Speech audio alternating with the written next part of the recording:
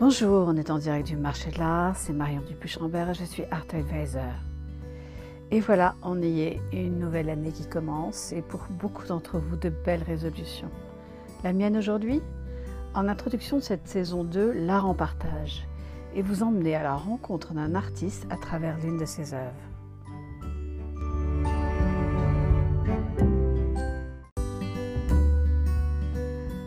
Moïse Segal, alias Mar Chagall, est né en 1887 au sein d'une famille juive hassidique de la petite ville de Vitebsk, en Biélorussie. Il vécut presque centenaire jusqu'en 1985 et en grande partie loin de son pays d'origine et notamment en France. L'œuvre de Chagall est profondément influencée par sa religion, le judaïsme hassidique, qui cultive un rapport direct et joyeux à Dieu en s'exprimant par le chant et la danse. De là, des personnages virevoltants et des musiciens qui traversent ses toiles. Et sa peinture accorde une place majeure au rêve et à la couleur pour exprimer le bonheur de la vie.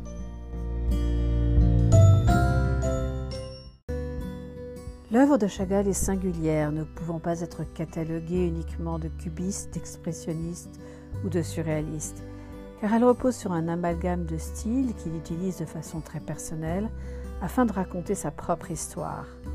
Les réminiscences de l'art populaire russe et de sa culture familiale s'entremêlent avec ses expérimentations stylistiques que lui permettent l'avant-garde parisienne dès 1911. L'univers de Chagall, apparemment simple, renferme une réalité plus complexe, dans laquelle s'entrelacent des mondes souvent antagonistes, reflétant son vécu tourmenté. Il a en effet traversé 2 conflits mondiaux, a fui le régime soviétique et a fait de nombreux allers-retours sur le globe pour rechercher la paix. Et il aimait à dire « L'art me semble surtout un état de l'âme ». Le poète Guillaume Apollinaire, parmi tant d'autres, s'enthousiasma pour l'œuvre de Chagall qu'il qualifiait de surnaturelle, de par ses expérimentations avec les couleurs, les formes abstraites ou géométriques, et le mouvement dans ses compositions illustrant son propre imaginaire.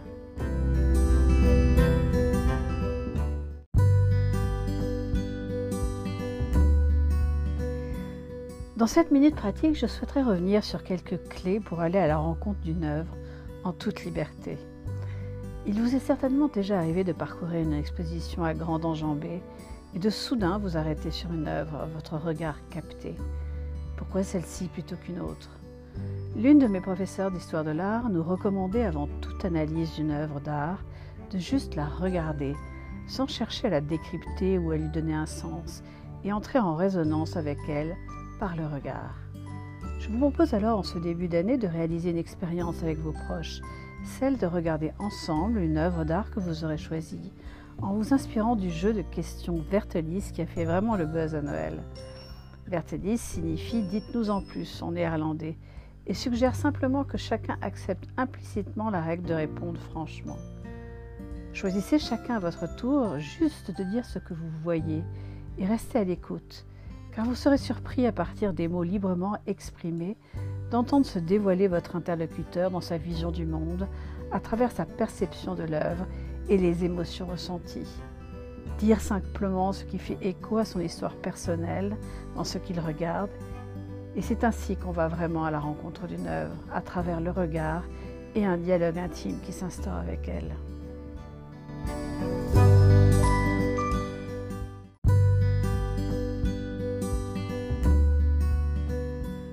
Dans l'œuvre de Chagall, une couleur rayonne et c'est peu dire, la couleur bleue, que ce soit dans ses peintures, dans le choix des tesselles de ses mosaïques ou plus encore dans ses vitraux.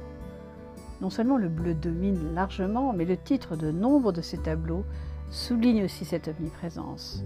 Les amants bleus, le cercle bleu, paysage bleu, le visage bleu et l'œuvre que j'ai choisi aujourd'hui d'évoquer avec vous, le violoniste bleu. Il faudrait étudier l'ensemble de son œuvre pour comprendre l'entêtement de Chagall pour le bleu, comme son attirance pour le ciel et ses promesses. Chagall lui-même semblait se voir en bleu et se serait écrié « Pourquoi bleu? Mais je suis bleu, comme Rembrandt était brun ». L'histoire de la couleur bleue dans les sociétés européennes est singulière et il semble que depuis 2 siècles, partout en Europe, le bleu soit de très loin la couleur préférée devant le vert et le rouge.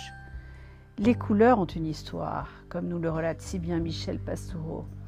Depuis la fin du XIXe siècle, le bleu est placé au premier rang partout en Occident, par les hommes comme par les femmes, quel que soit leur milieu social et professionnel. Et c'est toute la civilisation occidentale qui donne la primauté au bleu, à la différence d'autres cultures, les Japonais par exemple plébiscitant le rouge.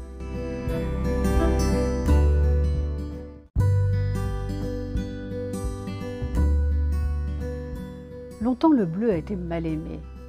Il n'est présent ni dans les grottes paléolithiques, ni au néolithique lorsqu'apparaissent les premières techniques de teinture. Dans l'Antiquité, il n'est pas considéré comme une couleur. Seuls le blanc, le rouge et le noir ont ce statut.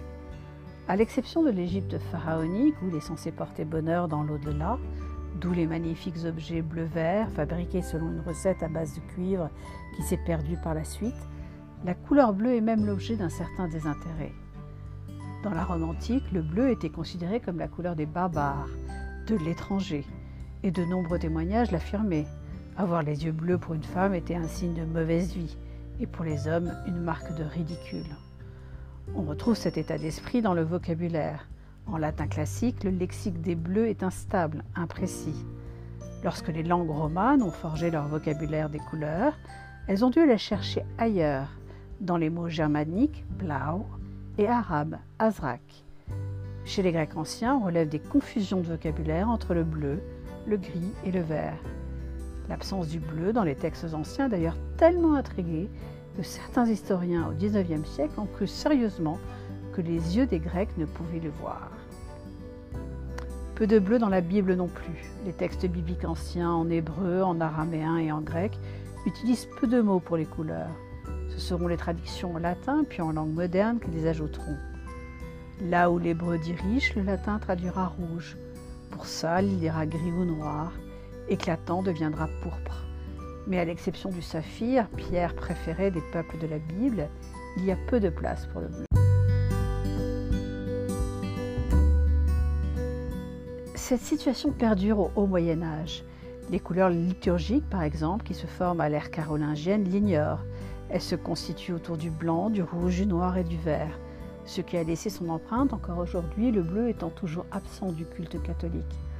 En revanche, en Asie, la signification de la couleur bleue est évoquée à travers le 5e chakra, celui de la gorge, qui symbolise l'expression de soi, l'expression de la vérité, l'expression créative, la communication et la forme parfaite. Le bleu est néanmoins omniprésent dans la nature et particulièrement en Méditerranée. Mais la couleur bleue est difficile à fabriquer et à maîtriser. Et avec les 3 couleurs traditionnelles de base, le blanc, le rouge et le noir, les combinaisons sont limitées. Les artistes en veulent davantage pour refléter leur représentation du monde. Le bleu, mais aussi le vert et le jaune vont en profiter quand le système à 3 couleurs de base sera enfin remplacé par celui à 6 couleurs. C'est ainsi que le bleu deviendra en quelque sorte le contraire du rouge et surtout une couleur consensuelle. Les organismes internationaux comme l'ONU, l'UNESCO, le Conseil de l'Europe ou l'Union européenne ont tous choisi un emblème bleu.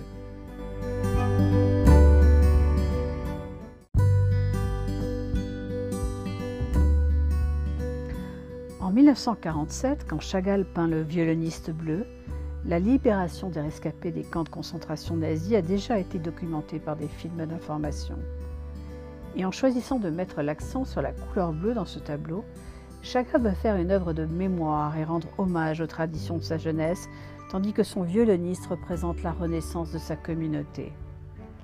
Chagall peint le violoniste bleu à New York, l'année précédant son retour en France.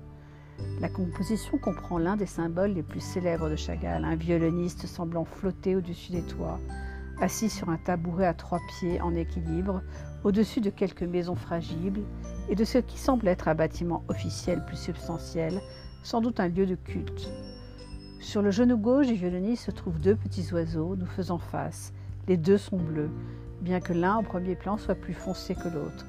Mais les 2 semblent être en train de chanter. Une lune blanche brille dans un coin du tableau, et sur l'épaule du violoniste se trouve un autre oiseau, mais celui-ci est peint en blanc, et il regarde la lune, et comme les autres oiseaux, il chante.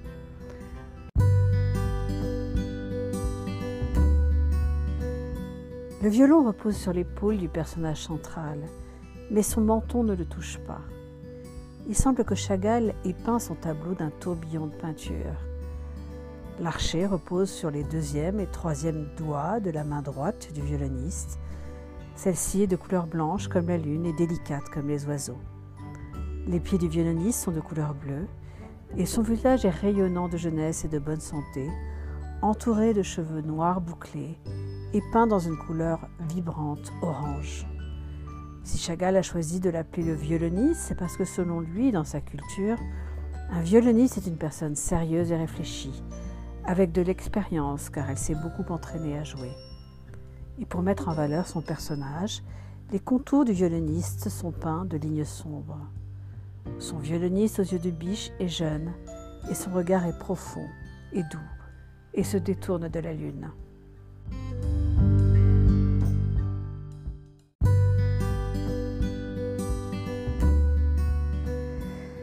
Chagall a souvent peint des violonistes qui jouent leurs partitions sur des toits et l'image est devenue le symbole de la vie.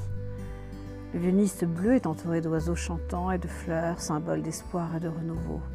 Et dans ce tableau, Chagall nous emmène à la rencontre d'un jeune musicien rêveur et surtout plein d'espoir et fier de ses racines, pour qui tout est encore possible. Le musicien est la métaphore de Chagall pour signaler un créateur, l'alter ego de l'artiste, ce qui confère à cette peinture un caractère très personnel et nostalgique. Arrivé en Occident au milieu d'un monde avec lequel il n'avait aucun lien affectif, Chagall s'est réfugié d'abord dans un univers onirique qui deviendra le thème central de son œuvre. Et ce n'est qu'après la fin de la Seconde Guerre mondiale, au moment de la réalisation du violoniste bleu, que Chagall retrouvera une forme d'apaisement lentement, ce dont témoigne ici la couleur bleue prégnante dans cette œuvre.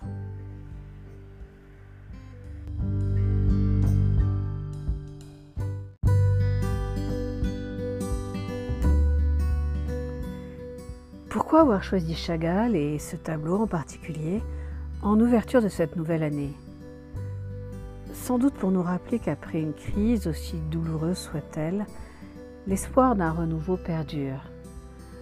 Je laisserai les mots de la fin à Louis Aragon lorsqu'il écrivait « Chagall, la couleur est ton peuple, donne-lui des jeux et du pain.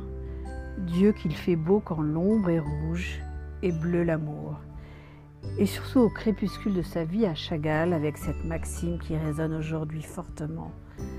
Si toute vie inévitablement va vers sa fin, nous devons durant la nôtre la colorier avec nos couleurs d'amour et d'espoir. Voilà, c'était en direct du marché de l'art, épisode 1 de la saison 2, et si on parlait d'art, restez à l'écoute pour un prochain épisode, ou comme nos amis anglo-saxons aiment à le dire, stay tuned.